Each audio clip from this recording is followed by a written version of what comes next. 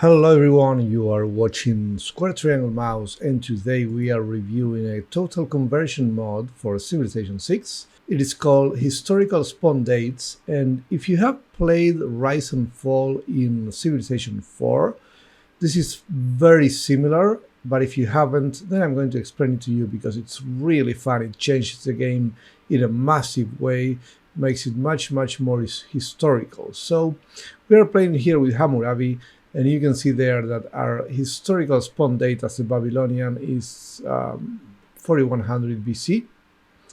This is similar if we play with, for example, let's see, Gilgamesh here, we have 4100 BC.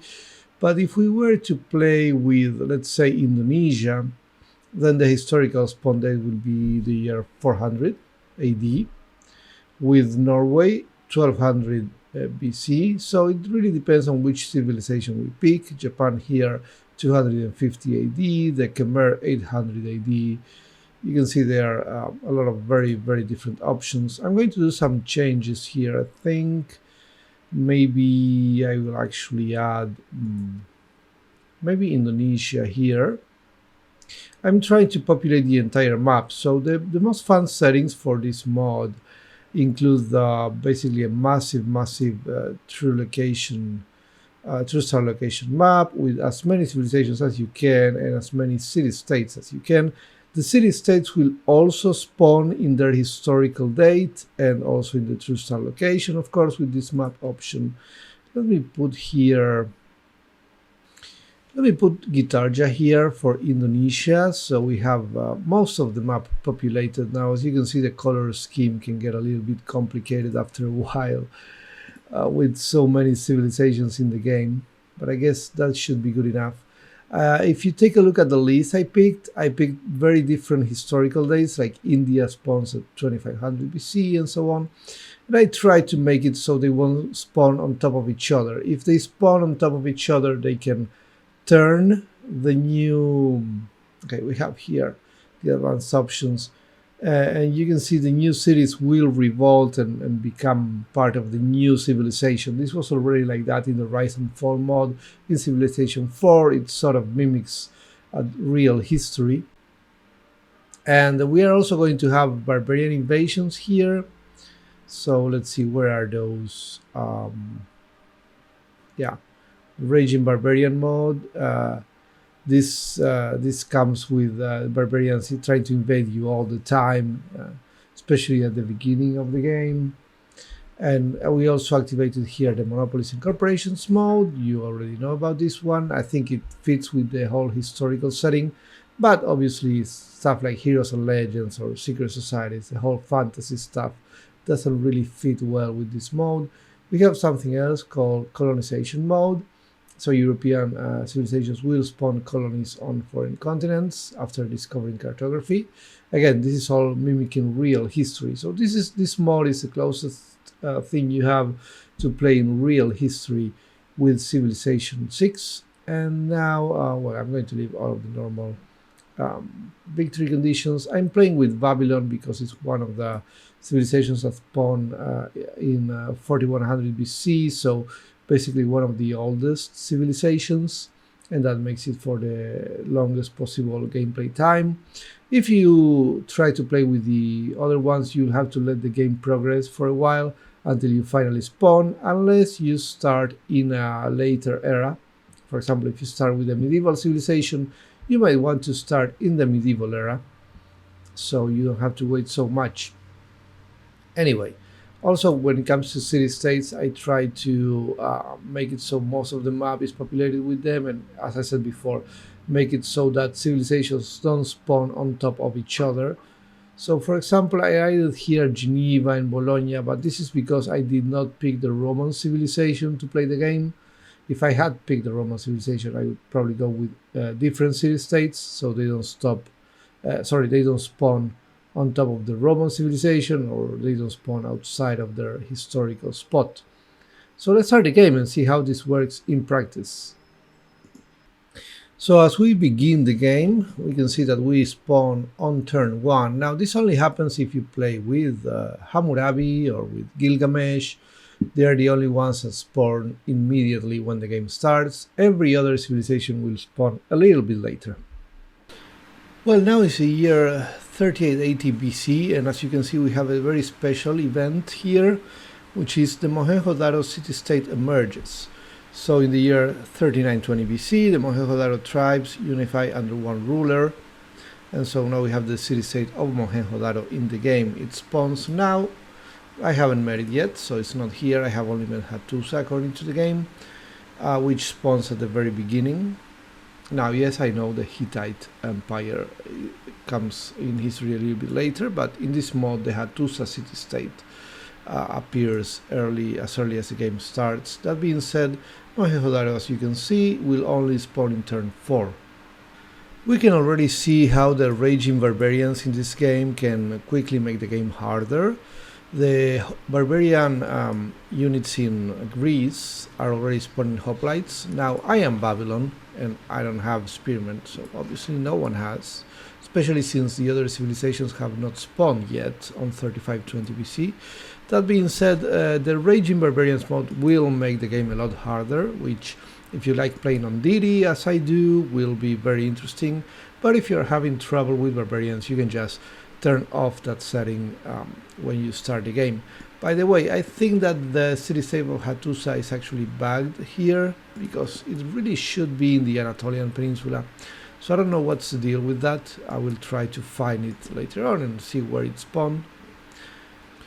Again, you can see the historical setting making barbarians harder. Here in Africa we already have Magi, and here we have the Pitati as barbarians as well, coming from Nubia. So yeah, this is going to make barbarians a little bit complicated. We have a few more here, and the early game, if you decide to start with an ancient civilization, will make barbarians really tough, which again I enjoy because I like some challenge, but you might want to turn off the raging barbarians just in case. So we saw during the initial phase of the game that Egypt would spawn later than Babylon, and we can see here it's turn 23, and now suddenly the Egyptian Empire has emerged. We can see them here. I had already explored this territory.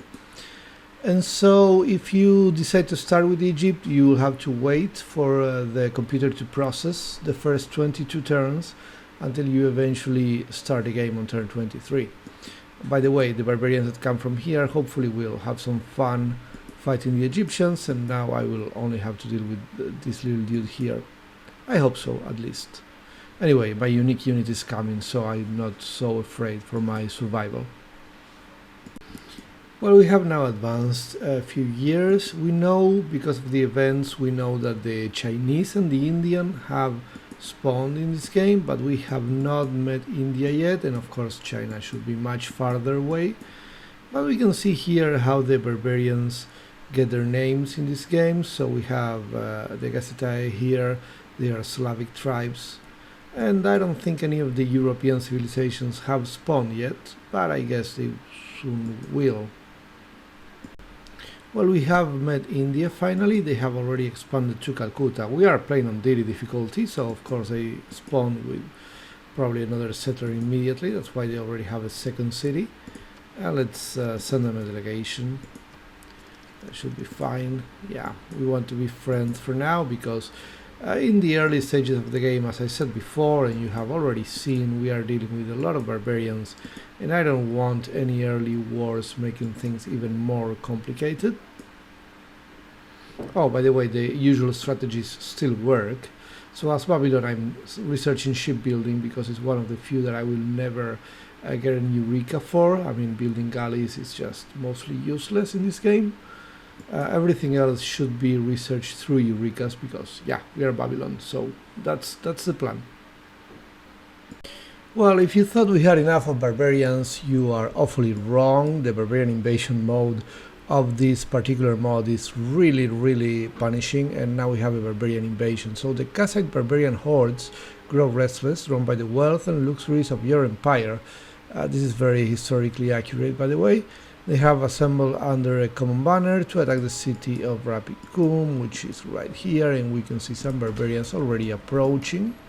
So I think my guys are going to try to go back to the city and help dealing with that stuff. In the meantime, up here I feel like we maybe should stay because we are just too far away from the action. That being said, we are going to start queuing some archers here, maybe. Where do we have the archers? Oh, we have crossbowmen already. Yeah, I forgot about that. We have too many archers, so we got machinery almost immediately. 15 turns is just too much, so I'm going to go with the swordsman. I would actually upgrade my archer to a crossbowman, and crossbowmen should actually destroy the Kassites, so you know, playing with Babylon, I think this might be a little bit easier than expected, but this guy will these guys will spawn a lot of units, so we are going to have to get ready for that.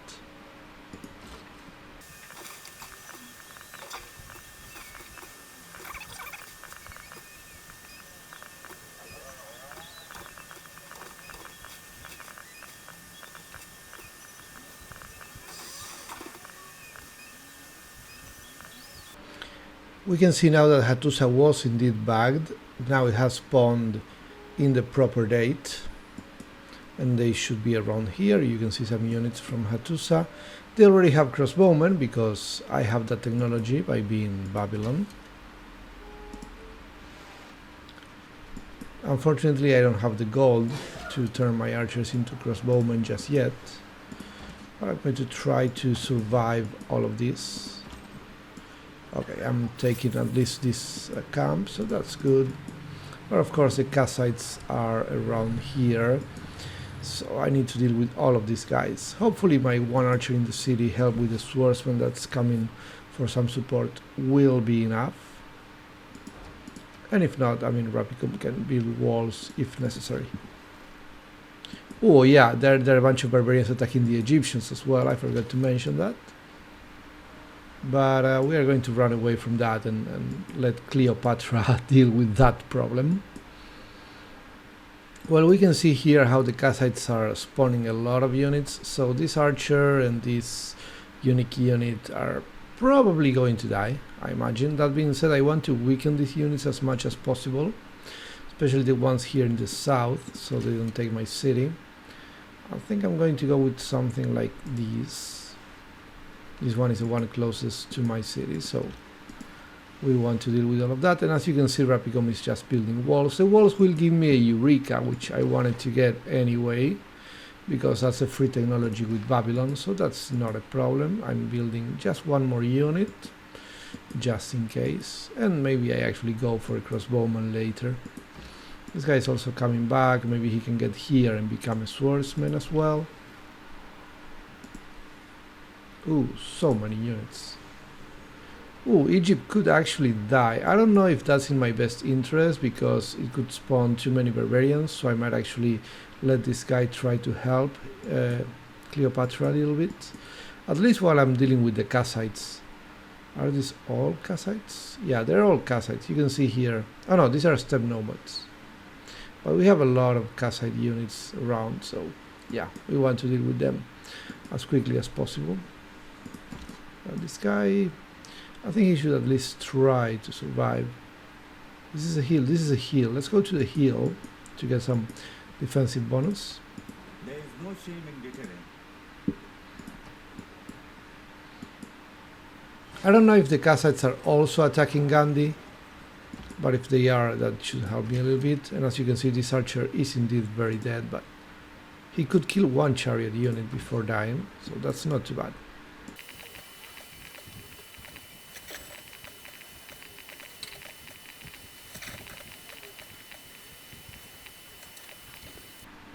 We can see here how this swordsman is killing all of the units that attack him. That's because he's in hill style with goods, so a huge defensive bonus, and the swordsman is more advanced. So as I said before, the usual strategies still apply for combat. That's how you deal with a whole bunch of barbarians trying to attack you. I'm building a trader now, not only to get that Eureka from the trade route, but also because I think some more gold could help me maybe upgrade one of the archers to a crossbowman, which will make the walls stronger, and that should really help me deal with the whole Kassite invasion. As we enter the classical era, we enter the golden age. We should get something good from this. Not this one, because we don't have a religion just yet. So I think I'm going to go with this one, getting some extra inspiration bonus. And yeah, obviously getting more Eureka bonus with Babylon is absurd, so we'll go with this one.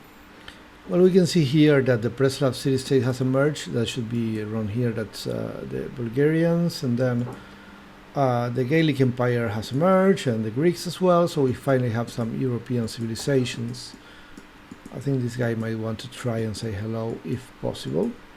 In the meantime, I'm still dealing with the Kassite invasion, but as you can see, they are nowhere closer to taking Rapicum.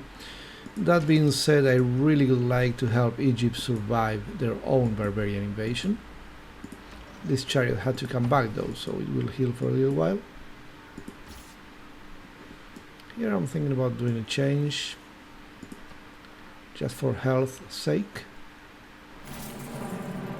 Okay, we could finally destroy this barbarian outpost next to Rapicum. That should make things a lot easier from now on. Although we still have to deal with the Kushite tribes that are not happy enough with just attacking Egypt. They want to attack me as well. Anyway, as you can see, I am helping Egypt. I want them to survive, so the Kushite don't become a bigger problem than they need to be. Obviously, barbarians don't usually take capitals, but still, I would like to help Egypt deal with them as quickly as possible. Well, it looks like we have met the Greeks. Finally, they spawn where they're supposed to. Let's send a delegation as usual. Again, standard strategies still apply. And we are still dealing with the bloody Kushites just because Cleopatra was completely unable to do anything about them.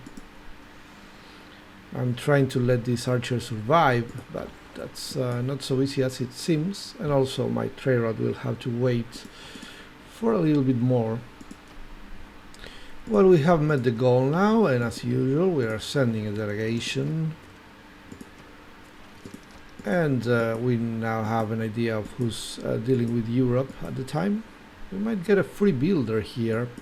Probably one that the Kushites took from the Egyptians. I did lose my archer, unfortunately, which is a shame, because the Kushites had also taken an Egyptian settler that I would like to take for myself, but it's not happening, I guess.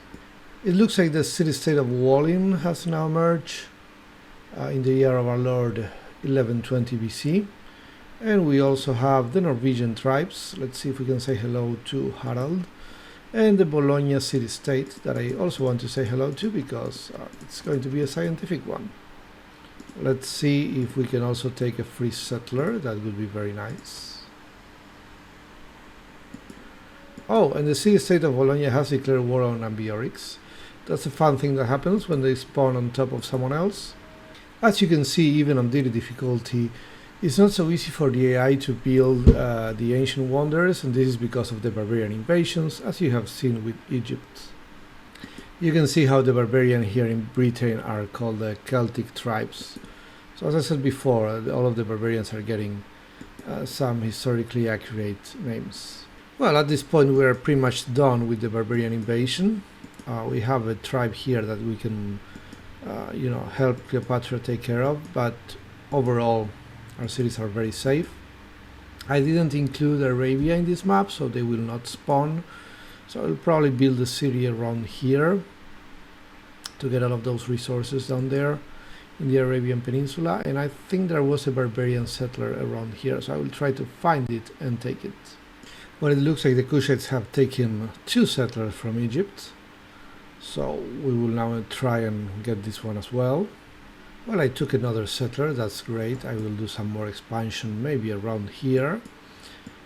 And these guys, the Gauls, I think they destroyed Bologna, so I'm not very happy about that. Maybe eventually in the late future I declare war against them and I liberate Bologna, but we'll see about that later. Now I really can't do anything about it.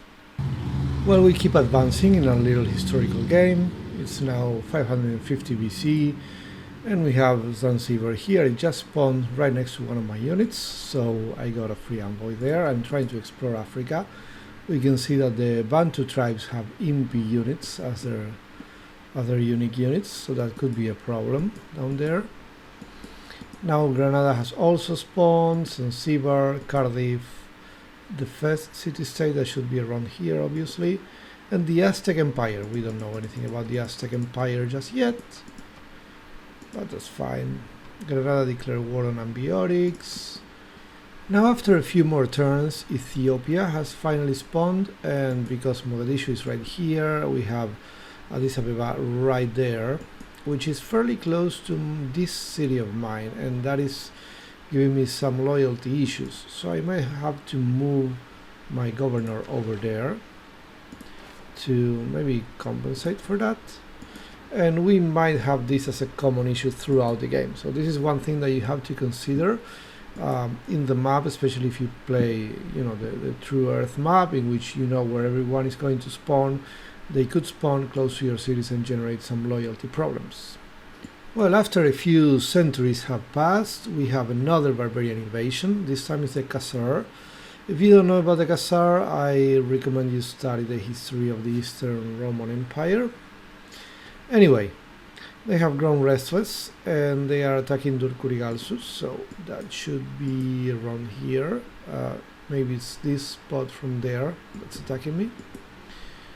I will start moving my units, preparing for that. A lot of barbarians will appear, as we already know. And also we should point out that the Greeks are actually in this timeline expanding into northern Africa, and that Brussels have spawned, and Brussels have spawned in what used to be a Gaul city, or the city of the Gauls, and so thanks to that these guys are not so powerful anymore. Now the Portuguese should spawn around here, but I don't know if they can. If they cannot spawn around here, I honestly don't know where they will spawn. I think Granada is actually stopping them from spawning in the right place, because it would only be like 3 tiles away, or 2 tiles away here actually. So I don't know where Portugal will spawn. Maybe I should have removed Granada from the map, so that's something you might want to consider.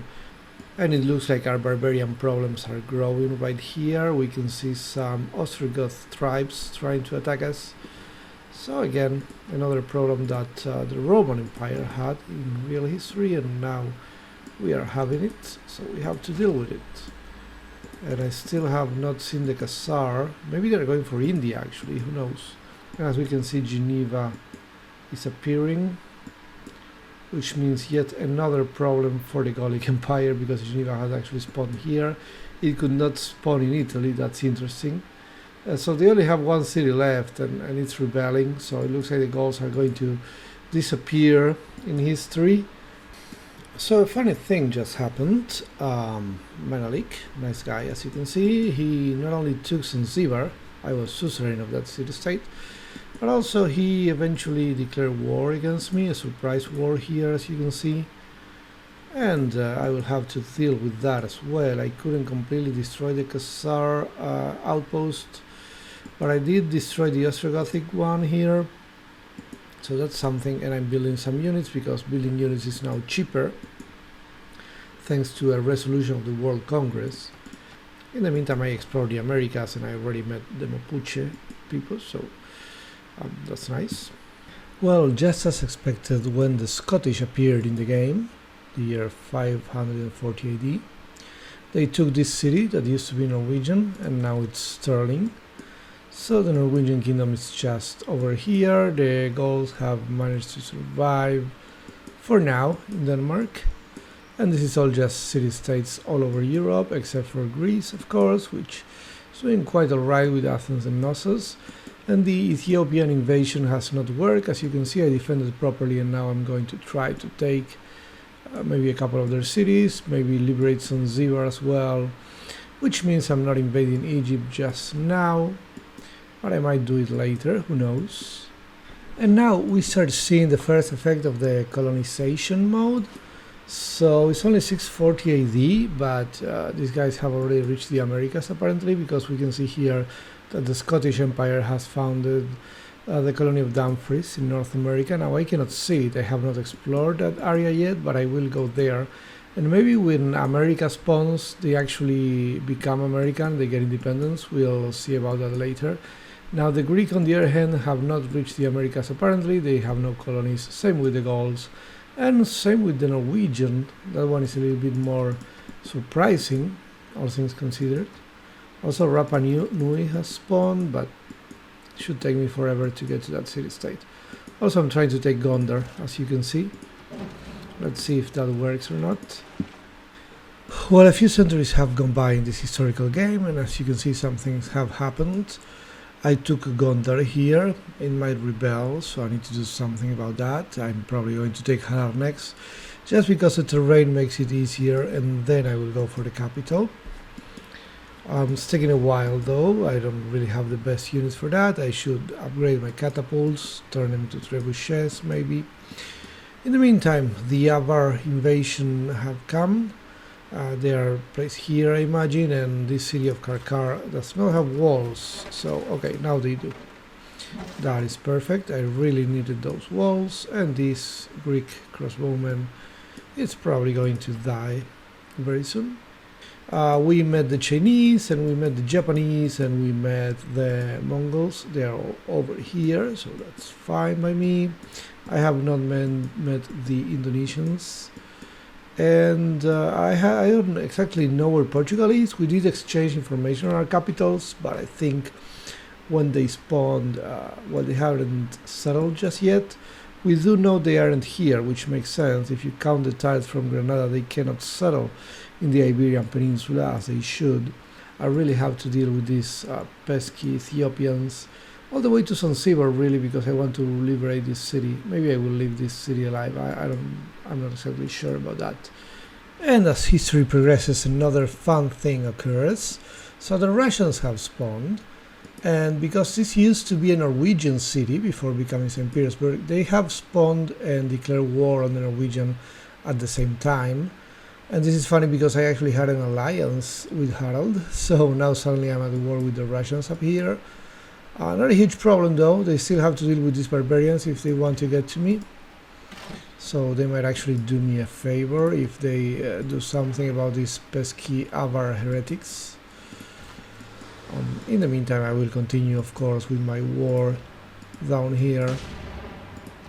Oh, it looks like Oslo is also declaring independence. Very interesting stuff here with the whole appearance of the Russian civilization. So as you can see, a big mess happens every time a new civilization appears in history, which makes this mod way more fun than one could consider. And a few more funny things happened. So Mali has spawned, as you can see here, Niani, right there. And then the Greeks decided to settle a city all the way down here, which was not a great idea. I found Lisbon. You can see Portugal actually spawned well, all the way here because they didn't have a better place, so they're in the middle of the desert. Very weird Portuguese civilization in the middle of the desert. They won't be able to use any of the Portuguese advantages over there. And so Mali declared war on the Greeks now because of Olympia, I imagine. And I also had an alliance with the Greeks, so all of a sudden I am at war with Mali. Anyway, both Mali and Russia are far enough so that I don't think this is going to be a problem, but it looks like the Russians have invaded Vilnius, which makes sense, I guess. In any case, the Avar problem seems to be gone. I will take a look at this battering ram, but yeah.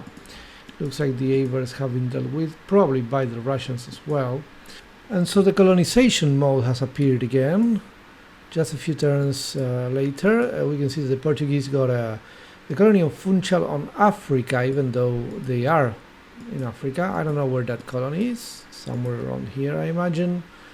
And then they got a colony of Coimbra in Asia. It looks like they will lose that one fairly soon. It's just too close to the Chinese and the Japanese. And they got one Oporto here in South America. Now if the Mapuche are far enough, and they might be, maybe the Portuguese managed to keep that colony in South America. We'll see about that. We'll see about their African colony, but it's kind of funny that what is actually in this particular weird history an African civilization, an African Portuguese civilization. Because it is configured as European, it's actually making colonies in Africa as well. I'm going towards a scientific victory, which is not so easy in this type of game, because eventually I think Indonesia is going to spawn, and then Australia is going to spawn, and I think America is going to spawn before Australia, and maybe the Cree Nation is going to spawn. So a lot of stuff needs to happen, and those guys will spawn with a lot of technologies. So I don't really know how easy it's going to be to win a scientific victory with this type of game, especially since we started in the ancient era with Babylon. Well, as the game advances, we can see how the Portuguese have lost both of their African cities. However, they are still in the game. They did lose Coimbra as well over here to the Chinese. So I think the only city where they still have loyalty is Oporto, which should be around here.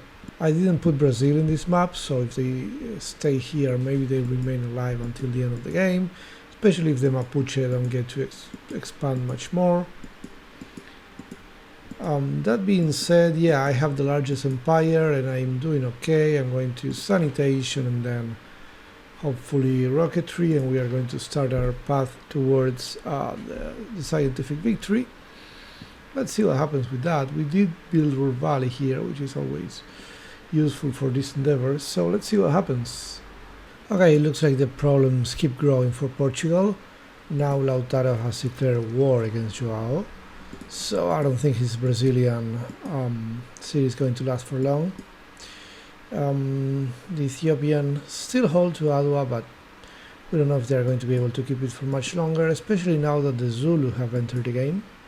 Let's see what happens with these guys as well. Let's see if they fight the Malinese for Leiria or not. In the meantime, I'm just focused on winning, of course.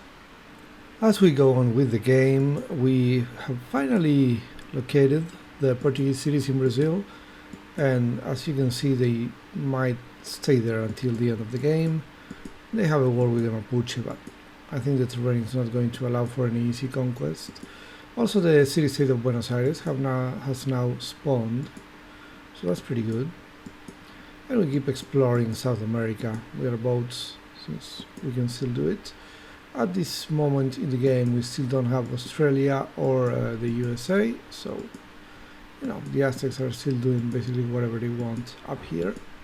In later eras of the game, the barbarian invasions are not such a common thing. That being said, we do have some units here and there, and they keep getting adequate names. These Cossacks are called Slavic nationalists, and also I have to deal with them, so let's start attacking them.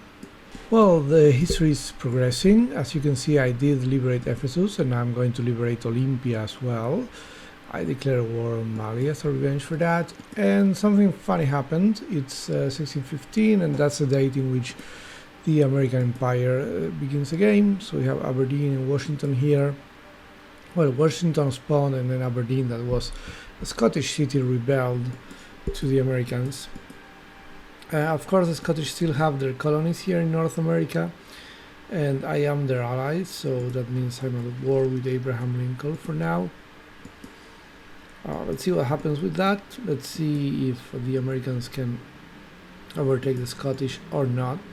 I have never met Indonesia, I think, and I'm not sure if that happened because it did spawn or they lost very early in the game. So another funny thing happened in this game. I got a city here from the Ethiopians, the last one they had here in Madagascar, and I kept it, and now suddenly it became Antananarivo city-state. So it says here I lost a builder. Well, yeah, that city was mine and it had a builder. It now became Antananarivo, so I obviously don't have the builder anymore.